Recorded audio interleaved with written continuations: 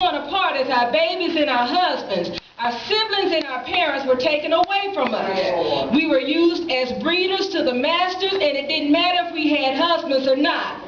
We were denied the right to vote.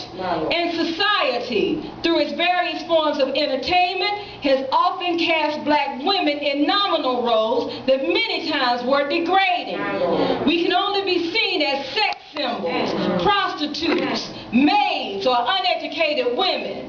Even if we fast forward into the 20th or the 21st century, some may say that we've come a long way because us black women have won Oscars. But when we take a look at how we won them and what we won them for, I wonder if we've really come that far. Hattie McDaniel won her Oscar as a role as Mammy in Gone with the Wind. And Halle Berry, as great an actress as she is, her Oscar came only after she slept with a white man in Monsters Ball. Now back in 1851, the great Sojourner Truth understood the inequities and the injustices that were brought upon women.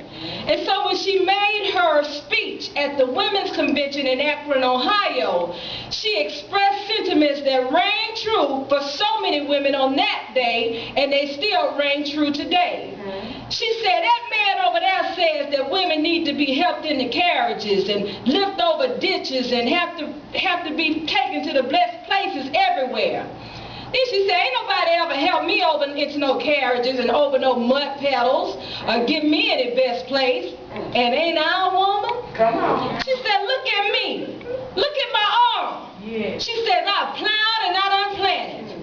And I've gathered into barns and no man could have me. And ain't I a woman? She said, I could work and eat as much as a man whenever I could get it. And I could bear the lash as well. And ain't I a woman? She said, I done born 13 children, and I done seen most of all of them sold off to slavery. And when I cried out with only a mother's grief, ain't nobody heard me but Jesus. Ain't I a woman? Come on, what I want you to understand this morning, Journey of Faith, is that God has blessed women with an incredible amount of enduring power. In fact, many of us can stand as living testimonies of being women who have gone through the fire, but we have come forth as pure gold. Do I have a witness in here this morning? Nobody. I said nobody can endure the challenges associated with childbirth like a woman.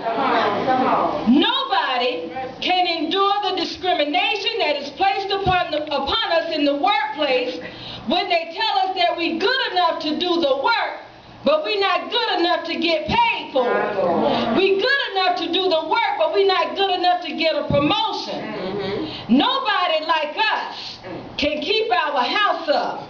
Keep up with our schedules, the kids' schedule, the husband's schedule, mom and daddy's schedule, deal with our own job, and do it so well that everybody is asking us to do most stuff because we done made it all look so very easy. It is these things and more that help mold us and help shape us into the awesome beings that we are. You see, when God made woman, He created her out of the fact that she was needed. Does not the Bible say it is not good that man should be alone? And as time progressed, we saw that He anointed the virtuous woman to be full of many admirable qualities. My sister read it earlier, but if I were to sum it up, Proverbs 31 tells us that we as virtuous women are valuable. We're trustworthy. We're gifted to use our hands. We know how to take care of our households. We are helpful in the community. We are business savvy. We are wise. We have an admirable level of intelligence. We are kind, but most of all, we trust and we fear the Lord. There's no way that we can endure everything that we have seen in this life and not know that there was a purpose for it all. How many know that all too often women have been mistreated? We've been misunderstood. We've been underestimated. decimated, we've been abused, we've been accused, we've been